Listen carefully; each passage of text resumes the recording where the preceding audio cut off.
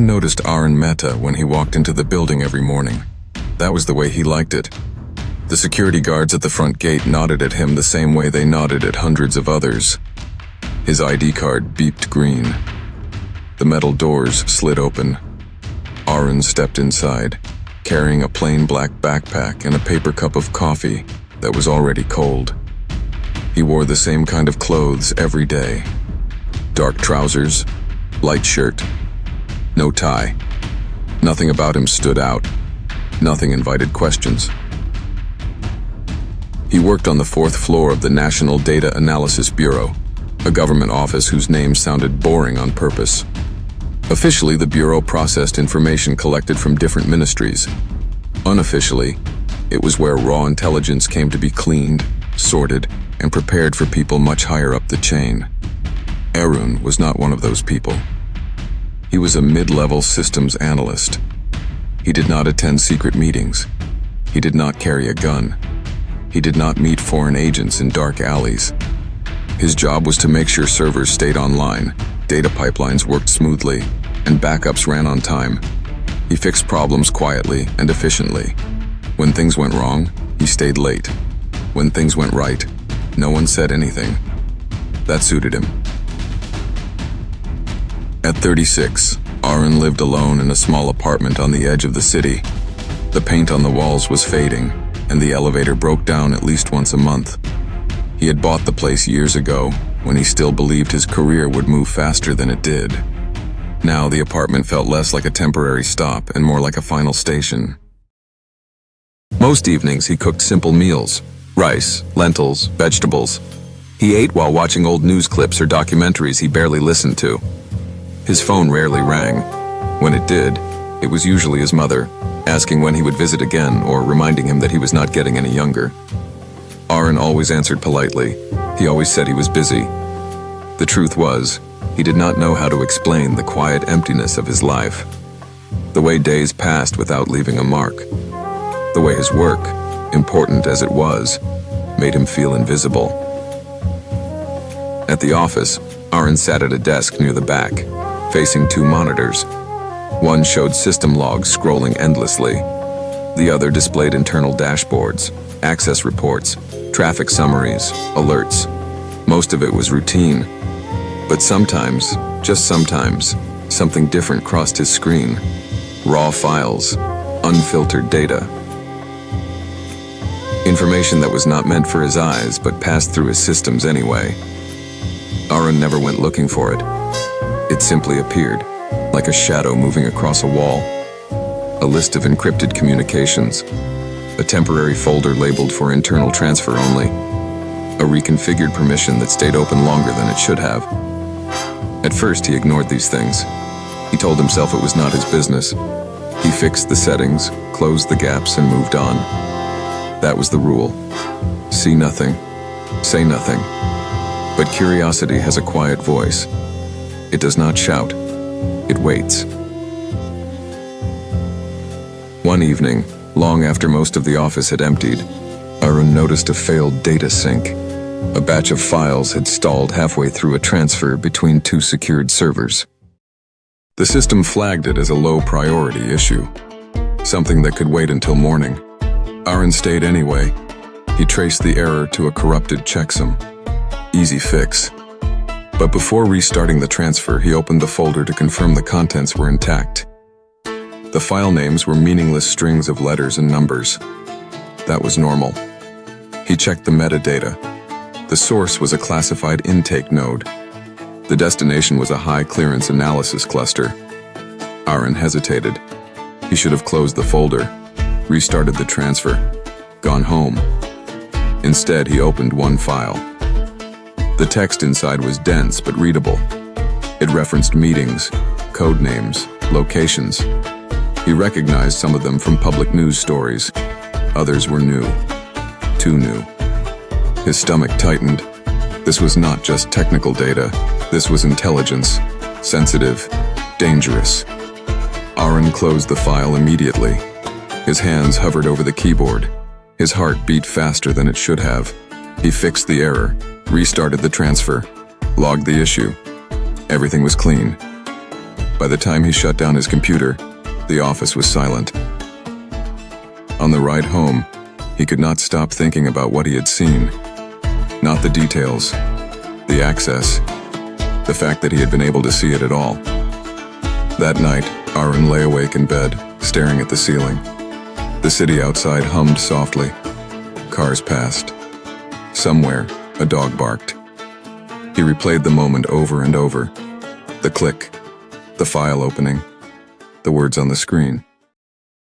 He told himself it meant nothing. But the next day he noticed something else. A permissions report showed a recurring pattern. Temporary access rights being granted automatically during peak data transfers. A system optimization feature designed to reduce delays. It made sense from an engineering point of view. From a security point of view, it was a crack in the wall. Arun stared at the report longer than necessary. He could close the crack. It would take a few hours. No one had asked him to, but it would be good work. Invisible work. Or he could leave it. He closed the report without making changes. That decision followed him home. In the evenings, Arun spent more time online than before. Not on social media. He had never liked it. Too noisy. Too public. Instead, he read forums. Technical discussions. Privacy blogs. Encryption guides. He told himself it was professional curiosity.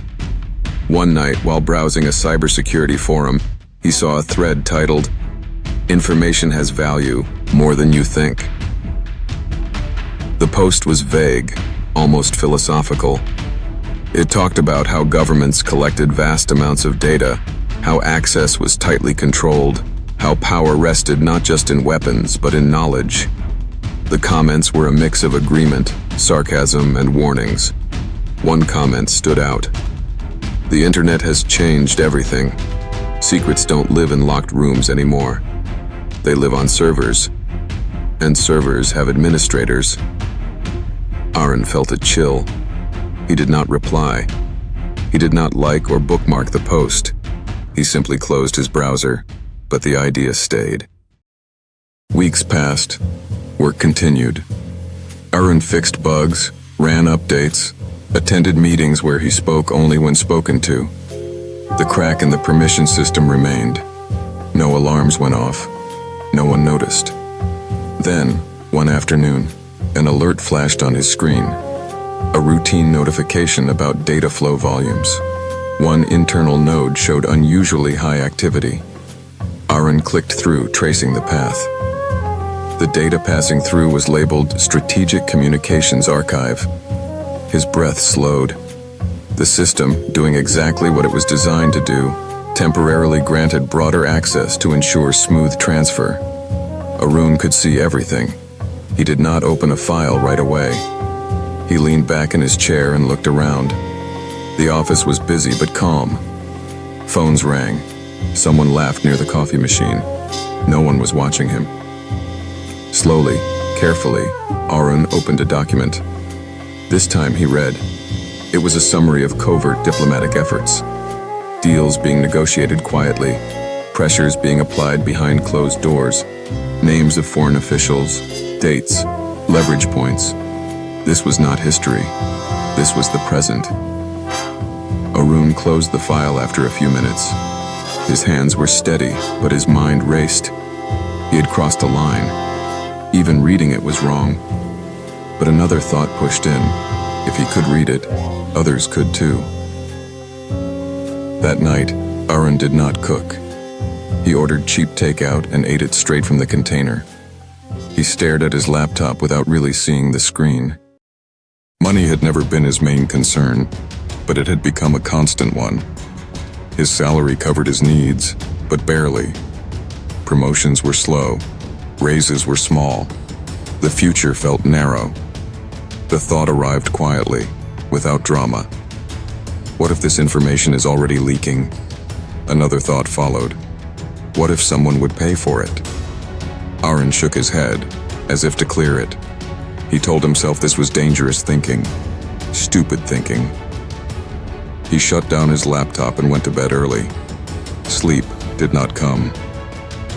The next morning, Arun woke with a strange sense of clarity. Not excitement, not fear, just focus. At work, he reviewed the system logs more closely than usual. He noted how long elevated permissions stayed active, which nodes were involved, what data passed through. He did not copy anything. He did not save anything. He only observed.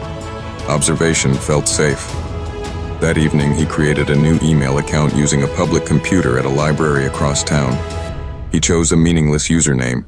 He did not connect it to his phone or personal devices. He did not send any messages.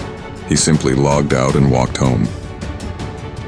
Days turned into weeks. Arun lived two parallel lives. In one, he was the same quiet analyst, fixing problems, avoiding attention. In the other, he was mapping invisible pathways, learning where data flowed, learning when systems relaxed their guard. He justified it to himself in small ways. He was not stealing. He was not selling. He was just understanding the system better. One night, back on the forum, he noticed a private message request. His heart skipped. The sender's name was a random string. The message was short. "You seem to understand how information moves. If you're interested in discussing its value, reply." Arun stared at the screen for a long time. This was the moment where everything could still stop. He could close the browser, delete the account, forget the message ever existed. Instead, he typed a single word. Maybe. He sat back, pulse pounding, and waited. The reply came minutes later. "Discretion is essential. We don't trade stories. We trade proof." Arun closed the laptop. His hands trembled slightly. Proof. He knew exactly what that meant. The next day at work, the crack in the system opened again. Data flowed. Permissions widened. Arun had a flash drive in his pocket. Small. Ordinary. The kind sold everywhere. He told himself he would only take something harmless, something already outdated, something that proved nothing. But when the moment came, his fingers moved on their own. He copied a single document. One file. When the transfer ended, the permissions closed. The system returned to normal. No alarm sounded. Arun went to the restroom, locked himself in a stall, and stared at the flash drive in his hand. It felt heavier than it should have. That evening, from the same library computer, he uploaded the file to a secure drop location provided in a reply message. He did not add a note. He did not ask for money. He simply sent it. As he walked home under the dim streetlights, Arun felt something he had not felt in years. Not joy, not fear, relevance. He did not know it yet, but that single file, small, quiet, almost invisible, had changed the course of his life. And somewhere, far away, someone had noticed. Arun did not sleep well after sending the file. Every small sound in his apartment felt louder than usual. The hum of the refrigerator, footsteps in the hallway, a car stopping outside. He kept telling himself he was being foolish. Nothing had happened. No one had knocked on his door. His phone had not rung. Still, when morning came, he felt older. At work, he acted normal, or at least he tried to. He greeted the security guard. He made coffee. He logged into his system. His hands moved from habit, but his mind stayed tense, like a wire pulled too tight. Nothing was different. The servers ran smoothly. The dashboard showed green lights, no warnings, no messages from supervisors. That should have comforted him. Instead, it made him uneasy. 2 days later, a message arrived in the anonymous email account. File received. Authentic. You understand your position now. Arun read it again and again. There was no praise, no threat, just a statement. His position. He did not reply right away. He closed the account and tried to forget about it, but forgetting was impossible. Every time he looked at the system logs, he saw doors instead of data. Every data transfer felt like a question waiting to be answered. That night, another message came. There is demand for more. Payment is available. Attached was a number, an amount that made Arun's throat dry. It was more than he earned in 6 months. He sat in his chair, staring at the screen. His first thought was no. This was madness. This was a crime. This was how lives were ruined. Then another thought followed, softer but stronger. Someone already has this power over him. If he stopped now, the proof still existed. The file was already out there. He could not take it back. The next morning, Arun noticed how easily the day went on. People joked near the elevators. Someone complained about the weather. The world did not care what he was thinking. During lunch, he ate alone at his desk. He barely tasted the food. His eyes kept drifting to the clock. He knew exactly when the next major data transfer would begin. At 3:40 p.m., the system load increased. Permissions expanded. The crack opened again. Arun did not rush. He had learned something important over the past weeks. Rushing created mistakes. He selected 2 files this time. Both were summaries, not raw feeds. He told himself this made it safer. Less detail, less damage. Before copying them, he checked the audit trail. The system logged access, but not individual reads during automated processes. It was a weakness that no one had bothered to fix. He copied the files. He waited until the transfer ended. Then he returned everything to normal. That night, he uploaded the files. The reply came quickly. "Good, you will be compensated." The payment arrived through a complex chain of digital wallets. Arun followed the instructions carefully. He used public Wi-Fi. He moved the funds through multiple steps. By the time the money reached its final form, it was clean enough to look like savings from freelance work. Seeing the balance change on his screen made his chest tighten. This was real now. With the money came something else: expectation. Messages began arriving more often, always polite, always calm, never rushed. They asked questions, not direct questions, careful ones. How often do these transfers occur? Which departments feed into this system? Are human sources included? Arun answered only what he knew. He avoided guessing. Guessing was dangerous. He realized something else too. This was not one person on the other side. The writing style stayed consistent, but the questions showed depth, planning, strategy. He was dealing with an organization. That understanding changed how he felt. The fear did not disappear, but it became focused, sharp. At work, Arun began making small changes, nothing obvious. Tiny adjustments that extended permission windows by seconds. Small routing tweaks that brought specific data through nodes he could observe. He told himself this was still just technical work. But deep down, he knew he was shaping the flow. Weeks passed. The money came regularly now. Enough that Arun paid off old debts. Enough that he stopped checking prices at the grocery store. Enough that his life felt wider. He bought new clothes. Nothing flashy, just better quality. He replaced his old phone. He fixed the apartment elevator problem by contributing to a repair fund. For the first time, people noticed him and thanked him. That felt good. Too good. At night, he sometimes opened the files he had copied, reading them again on an encrypted drive. He told himself he wanted to understand the impact, to be responsible. But part of him simply liked knowing things, liked being on the inside. One evening his mother called. "You sound different," she said. "Are you well?" "Yes," Arun replied quickly. "Just busy." "You should visit," she said. "It's been a long time." "I will," he said. And for once, he meant it. After the call, he sat quietly for a long time. He wondered what she would say if she knew the truth. He did not let that thought go very far. The messages changed tone after 3 months. They became more specific. "We need confirmation on upcoming decisions. Timing matters now. Arun hesitated more often. He delayed replies. He limited what he shared. The response was calm but firm. You are safe because you are useful. Stay useful. The words were not a threat. They did not need to be. At work, new security notices appeared.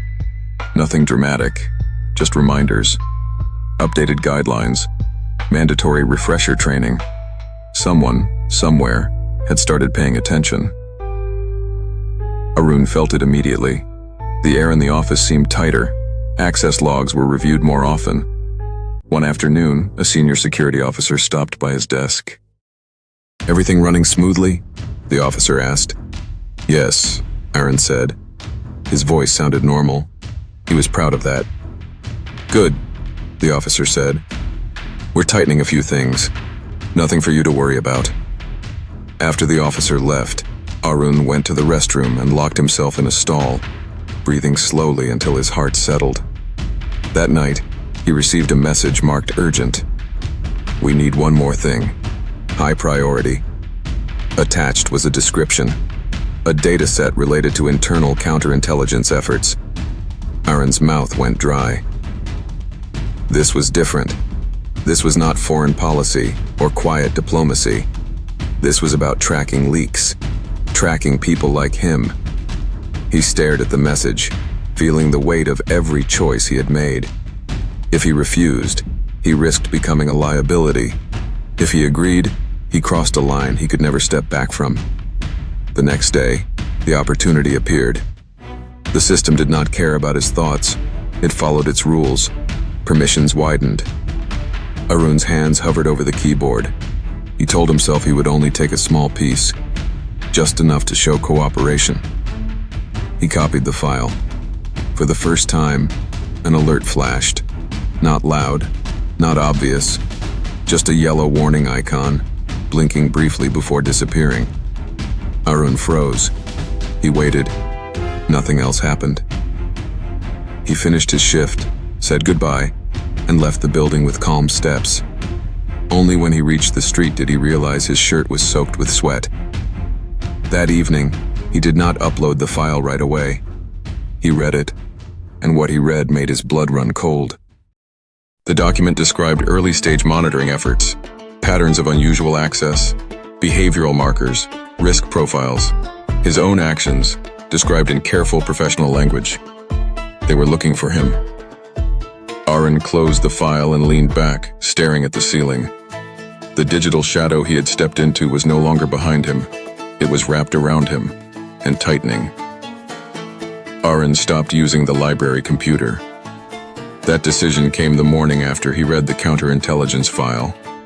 His hands shook as he brushed his teeth. He looked at his own face in the mirror and tried to see what others might see. A spy, a criminal, or just a tired man who made bad choices. He saw none of that. He saw the same quiet person he had always been. At work, everything felt sharper. The sound of keyboards, the click of doors, the low voices near meeting rooms. Arun noticed things he had ignored before. Security cameras that had been adjusted, new card readers near restricted areas, a small sign announcing updated monitoring policies. The net was tightening. He changed his routine. He arrived earlier, left later. He avoided copying files unless it was absolutely necessary. When he did, he limited the size and number. He told himself he was being careful. But careful was no longer enough. Messages from the buyers came faster now, shorter, more direct. We need updates. You're falling behind. Arun replied less. When he did, he kept his answers vague. He claimed delays. He blamed system upgrades. The response was cold. Delays increase risk. For you. That night, Arun dreamed he was standing in a room full of doors. Every door was locked. Behind each one, he could hear voices speaking his name. He woke up sweating. The next week, something changed at work. A new team arrived on the 4th floor. They did not announce themselves. They did not take regular desks. They used a small conference room near the server control area. Their badges were different. Higher clearance. No names, just codes. They were hunters. Arun knew at the moment he saw them. They spoke softly, asked polite questions, and watched everything. They reviewed logs. They ran tests. They observed people more than machines. One afternoon, one of them stopped near Arun's desk. "You handle access optimization, right?" the man asked. "Yes," Arun replied. "Interesting work," the man said. "It creates efficiency, but efficiency can hide things." Arun nodded, forcing a small smile. "That's why it needs balance." The man smiled back. "Exactly." After that, Arun felt watched all the time. He made one mistake. It was small, almost nothing. During a routine transfer, he accessed a file a few seconds longer than usual.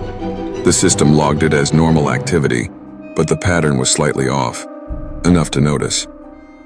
The next morning, his supervisor called him in. "Security wants to ask you a few questions," she said casually. "Just standard stuff." Arun's heart dropped, but his face stayed calm. In the interview room, two people waited. A man and a woman, both dressed simply, both friendly. They asked about his work, his background, his habits. "How do you usually approach system issues? Do you work better alone or in teams? Have you noticed anything unusual recently?" Arun answered honestly. Mostly. He did not lie unless he had to. He knew lies created cracks. After 30 minutes, they thanked him and let him go. As he left, the woman said, "If you remember anything else, let us know. We're all protecting the same thing." The same thing. That phrase followed him all day. That evening, Arun received a new message from the buyers. "We know you accessed monitoring files. That was not part of the agreement." Arun stared at the screen. They were watching him too. "Explain," the message continued. For the first time, Arun felt real anger. They had pushed him, used him, and now they were questioning him. He typed carefully. "I needed to understand the risk. You asked for sensitive material." The reply came after a long pause. "Risk is expected. Failure is not." Attached was something new. A file. Arun opened it cautiously. It contained personal details. His address, his mother's name, old phone records, photos taken from public places. Proof. They knew who he was. Arun closed his laptop and sat in the dark. He was trapped between two forces, both stronger than him. One was the state he served, the other was the shadow that paid him. Neither would forgive weakness. The next days were a blur. He functioned on habit. At work, he followed rules perfectly. No extra access, no shortcuts. He became invisible again, but invisibility did not save him. The hunters noticed his change. People who are guilty often become careless. People who are scared become perfect. Perfection stood out. One evening, as Arun prepared to leave, the man from the security team stopped him again. "Long day," the man said. "Yes," Arun replied. "Do you ever feel," the man continued, "that systems reflect people? Pressure builds, patterns shift, and something breaks?" Arun met his eyes. "Systems break when they're pushed too far." The man smiled slowly. "So do people." That night, Arun received a final message from the buyers. "We are activating an exit plan. You will provide one last package." Arun's chest tightened. "After that," the message said, "you disappear." Disappear. He did not ask how. He did not ask where. He knew better. The next morning, the system scheduled a massive internal review. All access logs, all permissions, everything. The final window was closing. Arun stood at his desk, watching the clock. He knew this was the end of one path and the start of another. Whatever he chose next would define him forever. And for the first time since this began, Arun was no longer sure which side he feared more. The review began on a Monday morning. From the moment Arun entered the building, he could feel it. The air was heavy. Security guards checked badges twice. New cameras blinked red above the doors. People spoke in low voices, as if the walls could hear them. On Arun's desk waited an email marked mandatory. All system changes were frozen. All access would be monitored live. Any irregular action must be reported immediately. There would be no more cracks in the wall. Arun sat down slowly. His exit plan, the one promised by the buyers, depended on one final package. But the system was now under a microscope. He was running out of time. At midday, the man from the security team appeared again. "Arun," he said, "we're doing short check-ins today. Please come with me." This time, the room was different. Smaller, no windows, a single table. The woman was there too. "We've noticed patterns," she said calmly. "Nothing conclusive, but enough to ask questions." Arun listened. He nodded. He answered. They showed him charts, access timelines, heat maps of system behavior. "This," the man said, pointing, "is where things drift." Arun looked at the screen and felt a strange calm. This was it. The moment he had imagined 100 times, but they did not accuse him. Instead, the woman leaned back and said, "Sometimes systems are flawed. Sometimes people take advantage without realizing it." She watched his face closely. "If that happened," she continued, "we would want to know early." An offer. A door. Arun said nothing. They let him go. Back at his desk, a new message waited in his anonymous account. "Window opens tonight. Failure is not acceptable." No greetings, no comfort, just pressure. That evening, Arun stayed late. The office emptied, the lights dimmed automatically. Somewhere on another floor, the security team watched screens full of numbers. At 8:17 p.m., the system load spiked. A maintenance process, approved, scheduled, ordinary. But during it, a small gap appeared. Not the old crack, a thinner one. Arun's fingers hovered over the keyboard. If he moved now, there would be no excuses. Live monitoring meant someone might see. He thought of his mother, her voice, her small house. He thought of the money, the fear, the messages, the hunters. He acted. He accessed the data. Fast, precise. He copied the package prepared by the buyers, a compressed archive, already labeled and structured. As he closed the session, an alarm sounded. Not loud, just a sharp tone in his headset. His screen locked. "Please remain at your workstation." A message appeared. Arun did not move.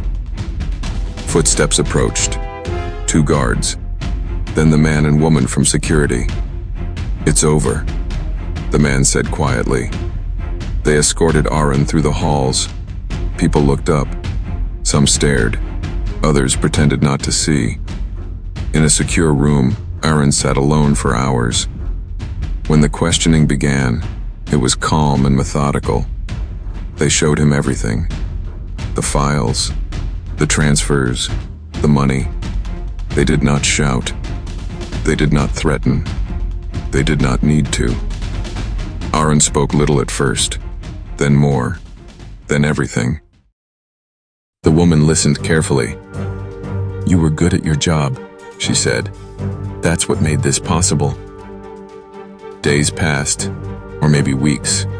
Time lost its meaning. Arun was charged quietly. No headlines, no public trial. The state preferred silence. The buyers never contacted him again. Their exit plan had never included him. His apartment was cleared, his accounts frozen, his name erased from internal systems. One morning, Arun was moved. A small room, a desk, a single window with bars. This was his new world.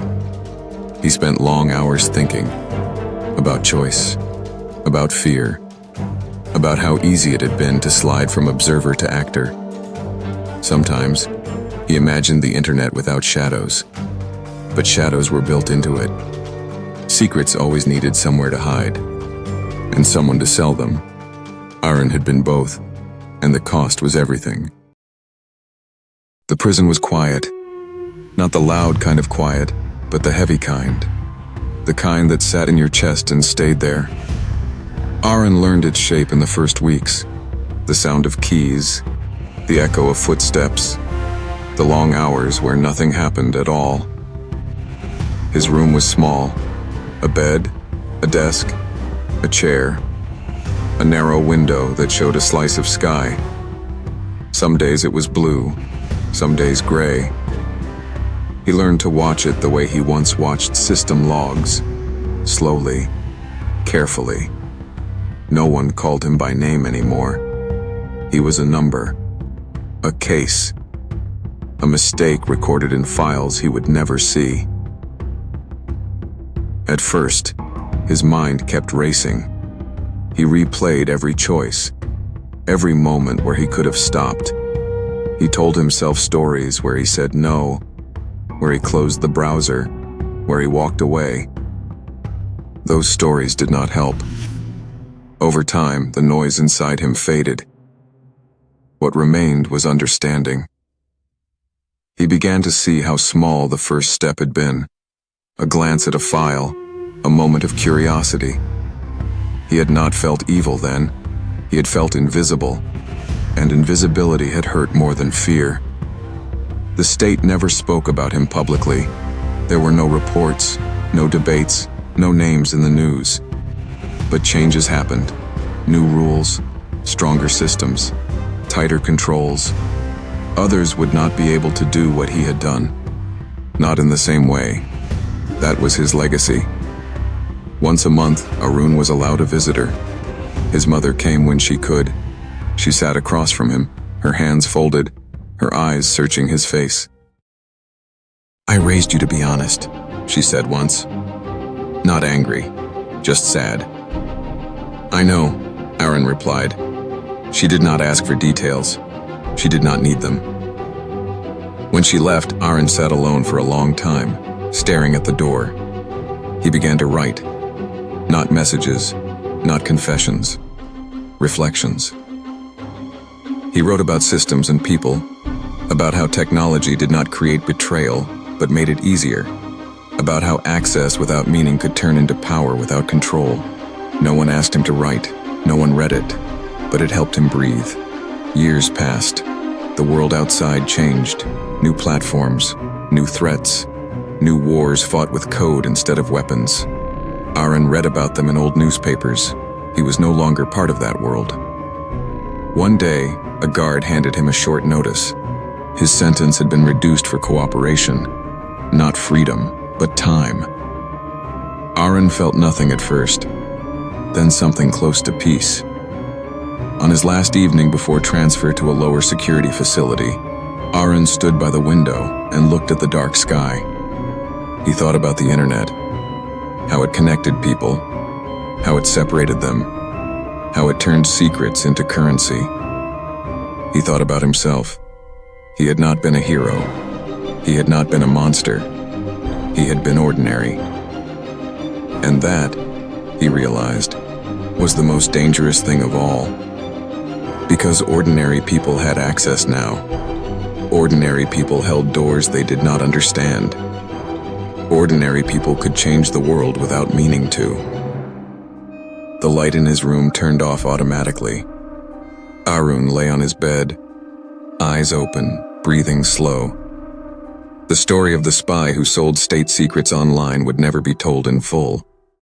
But its lesson remained. In a world built on information, the greatest risk was not technology. It was the quiet man behind the screen.